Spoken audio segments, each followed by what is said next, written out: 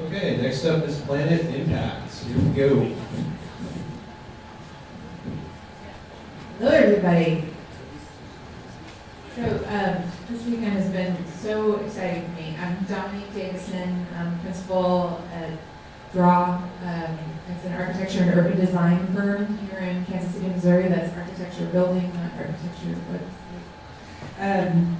So I'm out of place, but that's okay. I'm having fun. This is Andrew Hyder, and our great team is back there. We'll talk about them in a moment. But so this project is an accumulation of years of frustration, really, with the design process and how it works. And what we're trying to do is create a tool that allows you to see very early on in the design process and the planning process what the actual implications of a proposed planning scenario or a building development would actually be. And it gives you ultimate flexibility to edit it. And it also allows you to be immersed in that environment and gives you the overlays of information that you need as feedback to make an intelligent decision about whether this is a good idea or not. So we'll go to the features. What's unique about it is it's one tool that does it all. Right now, it's a very cumbersome process where you have to go to a lot of different places to pull the information you need. And sometimes you have to take the design so far into development that you've already invested a ton of money before you realize what the actual environmental implications might be. And so this tool allows you to much more quickly get that information. It's a great tool also because it can be done earlier in the design and planning scenario phases to be able to go out into the community, show what you're talking about, get feedback, have them understand it and be immersed in that same environment with you, even make edited changes along the way, and then make decisions together. So it's an education tool, and it's a dynamic visualization tool.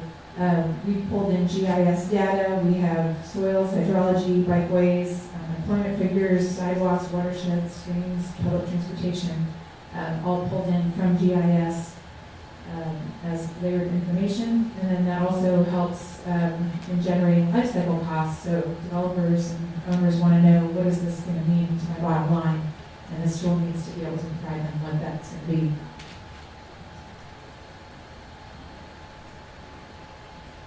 This is how the PlanIT brain works. First off, this is using the latest and cutting edge open source geospatial technology. So the latest GIS packages, if we put them onto a fiber dependent server, whole new types of analysis and simulations become possible.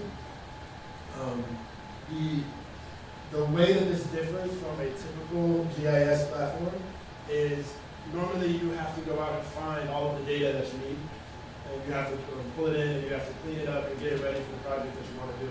If you have a fiber connected server, you can pull in that data from the place that it already lives. You can pull in tons and tons of remote data sets from all over the web about whatever type of site that you're looking at. So the process is we pull in this remote data all at the same time at a really high speed from all over. We transform it, clean it up so that it's useful for the types of simulations that we want to run. And then we're able to output the data from those simulations in a way that people can build tons of apps on top of it. We can have any types of visualizations that you can come up with. You have mobile apps, you can have web-based apps. By having the brain part live on a fiber connected server is the new piece of technology. So this is the first site that we come to. This is actually at 19th and Grand, where that last photo from the Photoshop piece was. They're showing the same situation. It was one of the densest places in Kansas City. It was tenement housing. Today it is a parking lot. But as times are changing, and there's new rail coming in, there's Kansas City is evolving, you're able to run some simulations now on a site that you choose. So we have some like pre-built types of scenarios you can run and models you choose. You can import your own SketchUp models.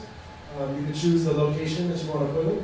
And then you can, it calculates a bunch of environmental type of data based on the models that you have already. But you can go in and customize it and change whatever you need to, like the amount of impervious surface area that you have, about how much rainwater is going to come through there. So you can go through and customize everything you need, or you can stock scenarios that we've built. And then you can generate a report, which looks like,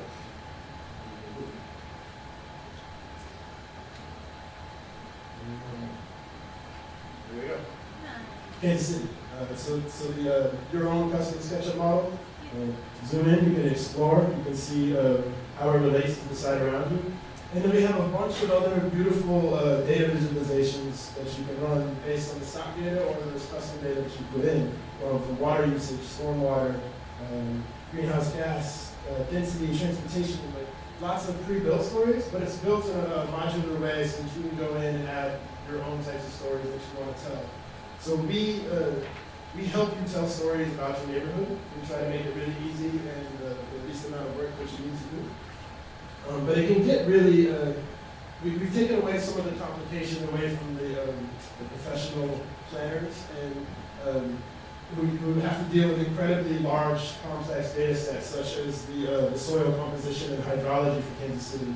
When you get it from the government, it's an enormous piece. We actually pull it down from your local open data portal on the government site, and churn it so it's just the part that you need, and you can run analysis just on there. So you have a ton of different reports you can use. You can put caps on yours too, if you want to. Yeah.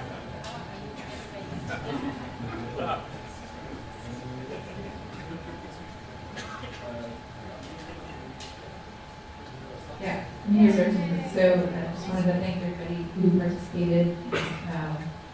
Some fantastic collaborations. All right, thank you guys. Any questions from the ribbons?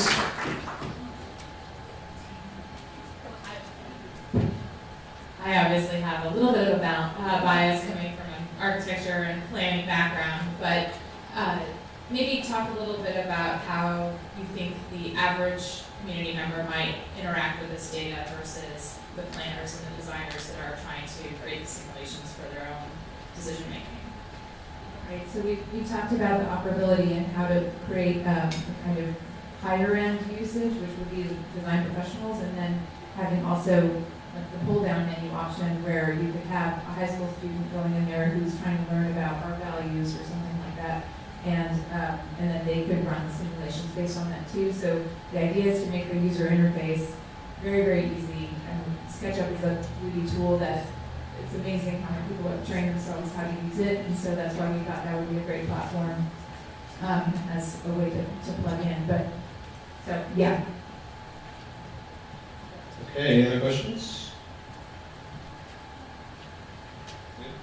All right, thanks a lot, guys.